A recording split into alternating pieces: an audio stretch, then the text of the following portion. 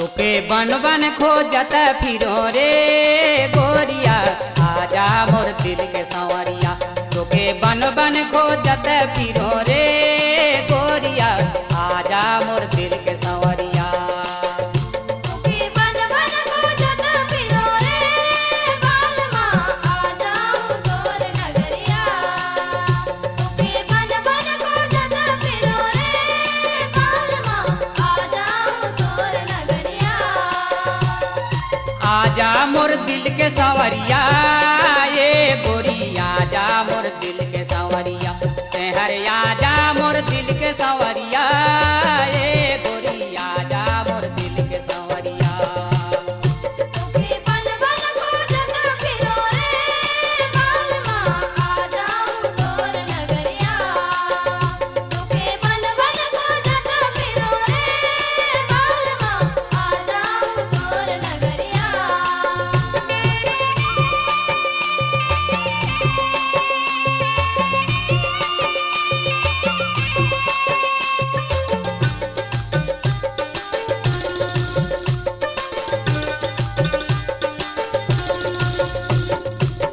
काली काली बाल तोर गोरे गोरे गाल है, काली काली बाल तोर गोरे गोरे गाल है।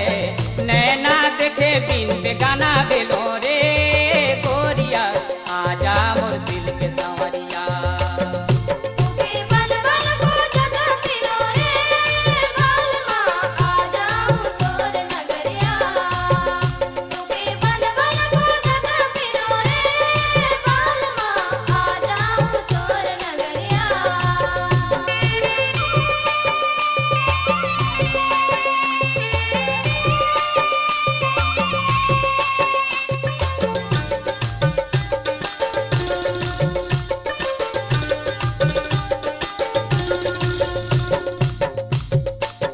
नरवा झरिया में जंगल खड़िया में, नरवा झरिया में जंगल खड़िया में।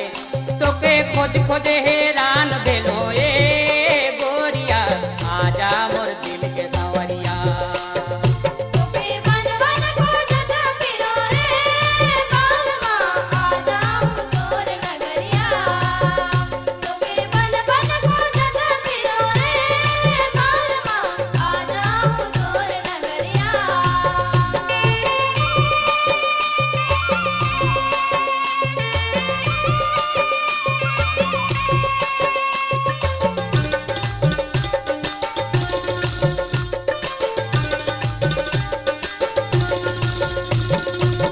राती सपना में तेरा डसना में, राती सपना में तेरा डसना में।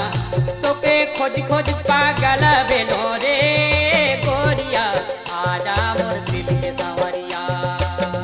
तोके बन बन खोजत फिरो रे बालमा, आजा तोर नगरिया। तोके बन बन खोजत फिरो रे बालमा, आजा तोर नगरिया।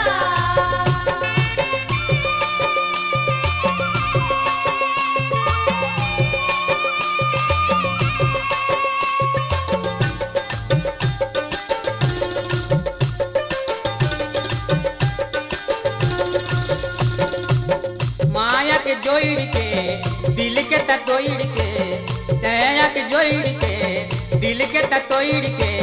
कहाँ तक भुलाई के ले रे गोरिया, आजा मोर दिल के संवरिया। तोके बन बन खोजत फिरो रे बालमा, आजा तोर नगरिया।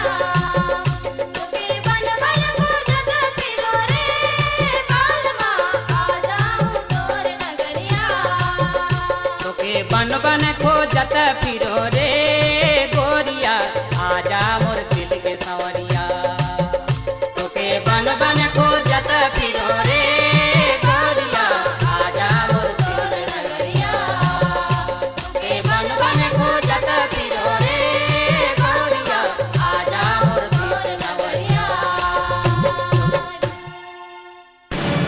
सुंदरानी वीडियो वर्ल्ड प्रस्तुत करते हैं पहली बार छत्तीसगढ़ की मशहूर गायिका अलका चंद्राकर के स्वर में अनेक महासतियों की गाथा।